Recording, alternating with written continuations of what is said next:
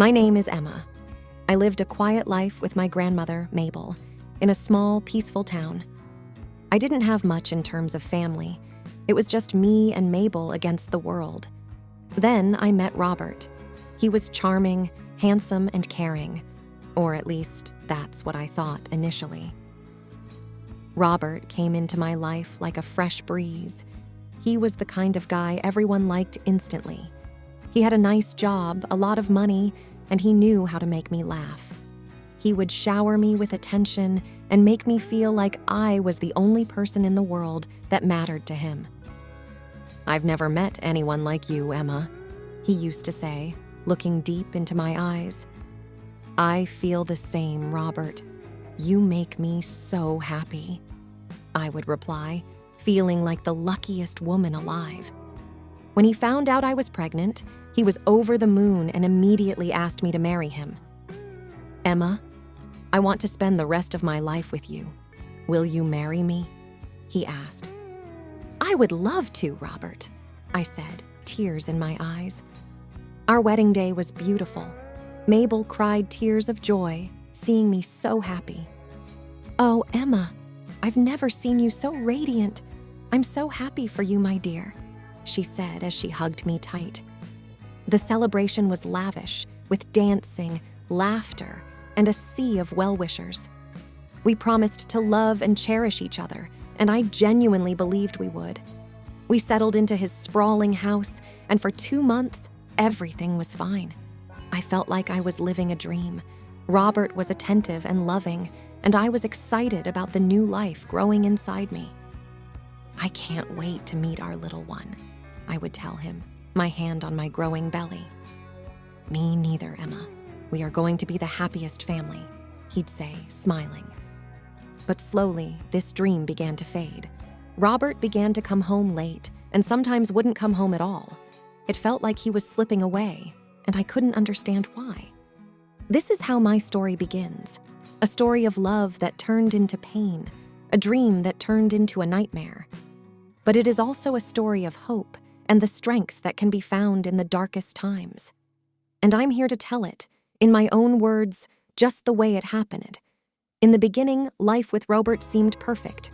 But after a few months, I started to notice small changes. He'd stay out late, come home at odd hours, and sometimes not come home at all. One day, when he came home late, I decided to ask him about it. "Robert, is everything okay? You've been coming home so late recently." "Oh, Emma, it's just work. We've got this new project, and it's been taking up all my time," he said, avoiding my gaze. But the late nights became more frequent. I'd lie awake, worrying, wondering where he could be. The man who had once been so loving and attentive was slowly becoming a stranger. And then there were the calls. He'd get them at all hours and would always leave the room to answer them. "Who was that?" I would ask when he came back. "Just a work call," he'd reply sharply, ending the conversation before it could even begin. The tension was building, and I could feel it. I tried to talk to him, tried to understand what was going on. "Robert, we never talk anymore. What's happening with us?" "Nothing, Emma. Why do you always have to make a big deal out of everything?" he'd snap. I was hurt, lost, and confused. This wasn't the man I had married, the man who had promised to love and cherish me. He was distant, irritable, and secretive. But every time I tried to confront him, he'd get angry, and then, like clockwork, he'd bring flowers and apologize. "I'm so sorry, Emma. I didn't mean to raise my voice. It's just the stress from work. I just want us to be happy, Robert, like we used to be," I'd say, hoping to get through to him. But the apologies were short-lived, and soon enough, the cycle would repeat. It was like living with 2 different people, and I didn't know how much longer I could cope with it. The man I had fallen in love with was disappearing before my eyes, and I felt powerless to stop it. This is the phase where the winds began to shift, where the storm started brewing, unbeknownst to me. The happy dream was transforming into a distressing reality, and I was just beginning to see the signs. Life continued, and so did Robert's strange behavior. He seemed like he was living a double life, one that I wasn't a part of. I was scared and anxious, and I felt a sinking feeling that something was really wrong. One day, Robert rushed off to work, forgetting his phone at home.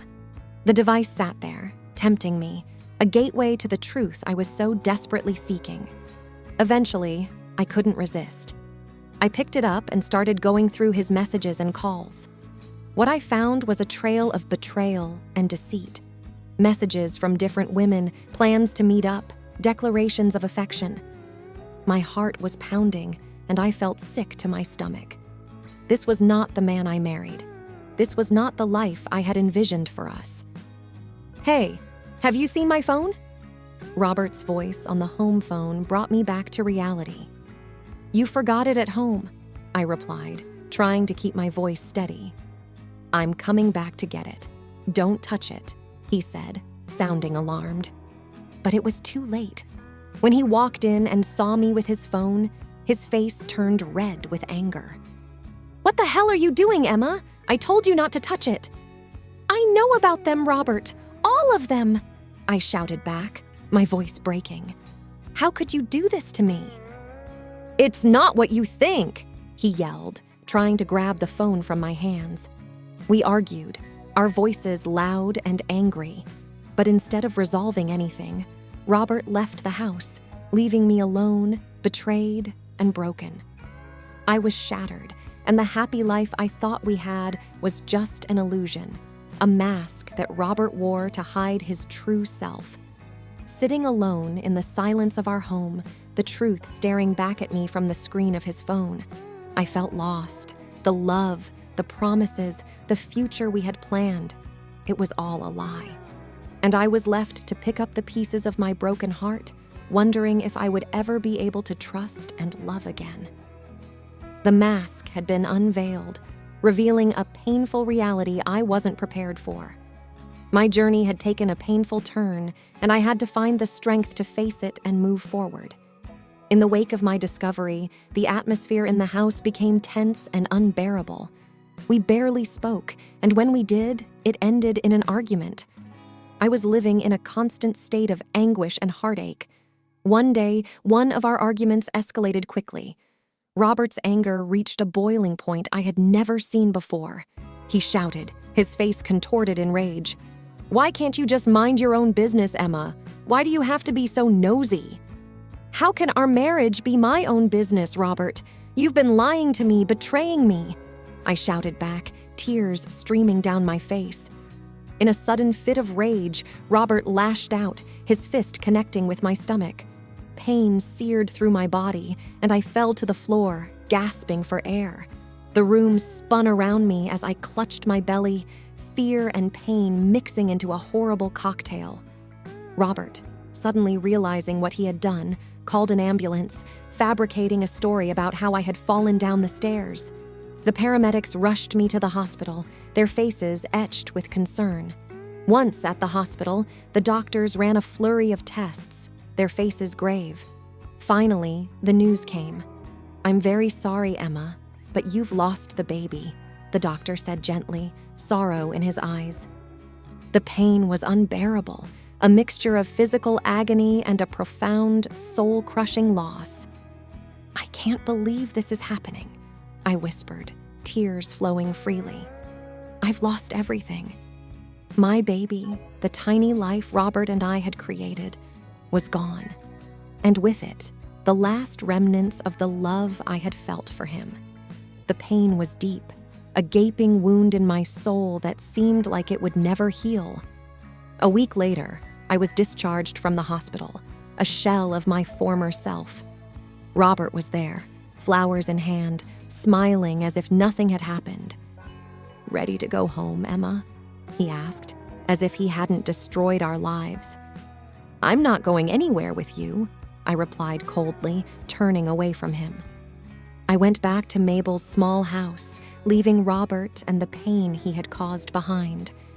I was broken, lost, and grieving, but I was determined to rebuild my life, to find happiness again, even if it seemed like a distant, impossible dream. This chapter of my life was one of profound loss and pain, a darkness I never thought I'd have to face.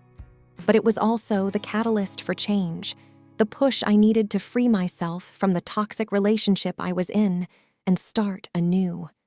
Leaving Robert was a difficult decision, but I knew it was the right one. I moved back to my grandmother Mabel's home, a place of love and solace. Her house was small and cozy, filled with memories of my childhood, a stark contrast to the luxurious, hollow home I had shared with Robert. Mabel opened her doors and her heart to me without a second thought. "Oh, my dear, I'm so sorry for what you've been through," she said, enveloping me in a warm hug. "You're safe here." "I don't know what I would do without you, Grandma," I replied, tears in my eyes. "I feel so lost." "We'll get through this together, sweetie," Mabel assured me, holding my hand. "One day at a time." The days that followed were filled with pain and reflection. I would sit with Mabel, talking about life, love, and loss.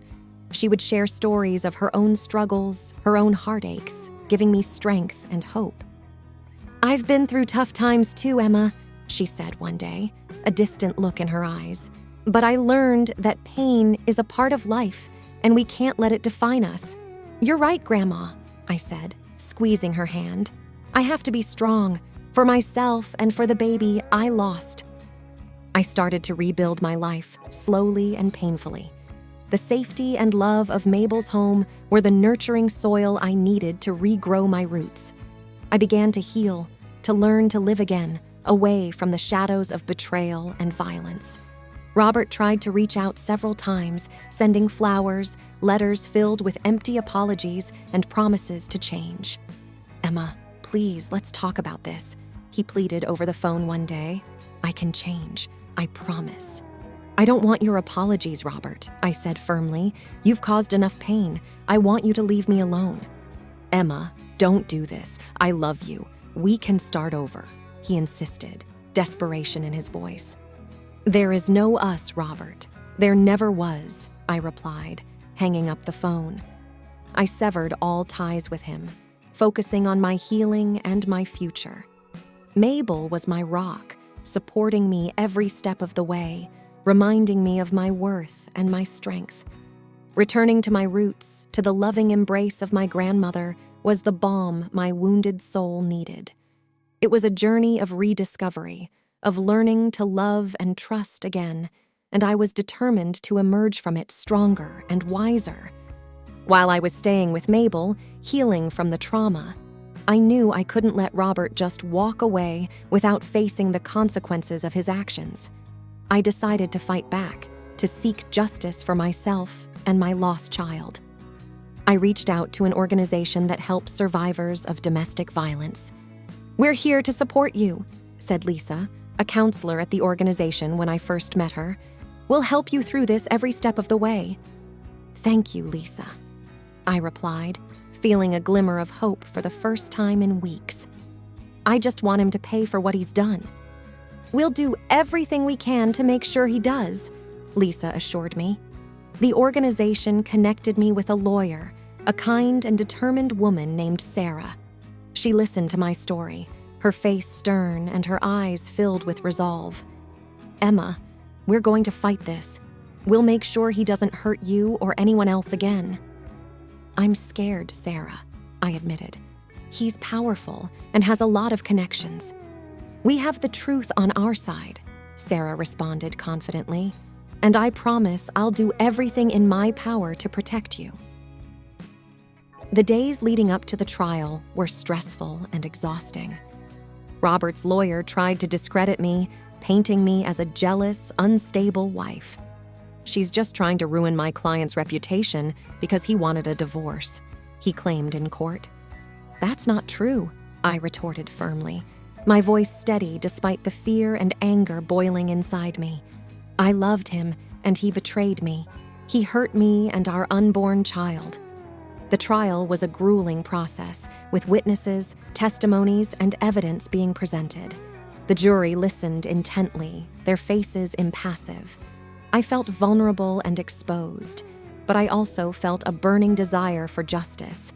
Finally, the day came when the jury reached a verdict. My heart raced as the foreman stood up, the courtroom hanging on his every word. We, the jury, find the defendant guilty of domestic violence and involuntary manslaughter. A wave of relief and vindication washed over me. Robert was sentenced to prison, and the court ordered him to pay compensation for the pain and suffering he had caused me. The fight for justice was a difficult and painful journey, but it was also empowering. It gave me a sense of closure and a chance to rebuild my life.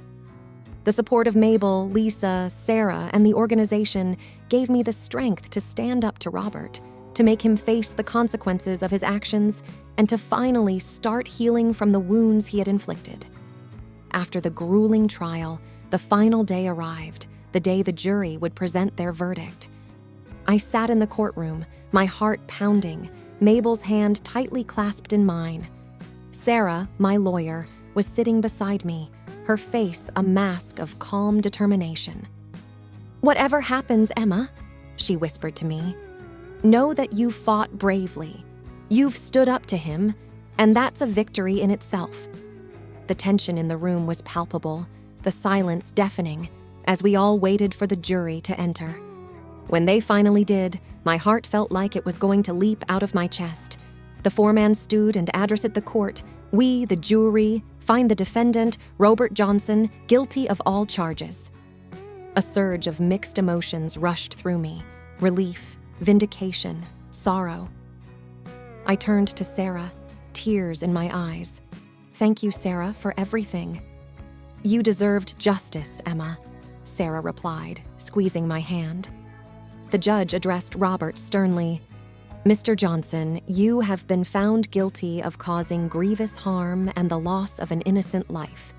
You will serve your sentence, and I hope you reflect on the pain you've caused." Robert sat there, his face pale, his arrogance finally shattered. He looked at me, a mix of anger and regret in his eyes, but I met his gaze unflinchingly. "You've destroyed our lives, Robert," I said quietly, "but you won't destroy my future." After the verdict, Sarah and I stepped out of the courtroom, the sunlight feeling warm and comforting after the cold tension inside. "Emma, I'm so proud of you," Sarah said, embracing me. "You were strong, and you spoke your truth." "I couldn't have done it without you, Sarah," I responded, tears streaming down my face. "You've helped me find my voice, my strength." "You had it in you all along, Emma," Sarah replied with a smile. "Now, go live your life. You've earned your freedom, your peace." The verdict brought a sense of closure, a chance to finally start rebuilding my life. It was the end of a painful chapter, a chapter filled with betrayal, loss, and fight. But it was also the beginning of a new journey, a journey towards healing, self-discovery, and hopefully, happiness. With the verdict delivered and Robert paying for his deeds, it was time for me to step into a new life, a life free from his shadows. I felt a mixture of relief, sorrow, and a fragile hope. I returned to Mabel's little house, to the warmth and simplicity of my roots. "I'm so proud of you, Emma," Mabel said, wrapping me in a tight hug as I entered the house. "You fought hard, my dear." "I'm just glad it's over, Grandma," I replied, tears filling my eyes. "I can finally start to heal." "You're stronger than you think, Emma," Mabel said, wiping away my tears. "You've been through so much, but look at you, standing tall." "I couldn't have done it without you, Grandma. Your love and support mean everything to me." As days turned into weeks, I started to rebuild my life, piece by piece. I focused on healing and rediscovering myself. I began attending a support group organized by the Domestic Violence Organization, where I met others who had experienced similar traumas. "You're not alone, Emma," said Lisa, as we sat in a circle sharing our stories. "We've all been through our battles, and we're here to support each other." "It's comforting to know that I'm not alone," I replied, "that there are people who understand what I've been through." The group became a sanctuary for me, a place where I could share my fears, my pain, my hopes without judgment. I formed bonds with other survivors, and together we embarked on the journey of healing. "I'm starting to see the light again," I shared with the group one day. "I'm starting to hope, to dream again." "And that's a big step, Emma," Lisa said with a warm smile. "Hold on to that hope. Let it guide you to a new beginning." With time, the pain began to fade, replaced by a newfound strength and a desire to help others. I decided to use my experience to advocate for domestic violence awareness and support. "I want to help others like me," I explained to Lisa one day.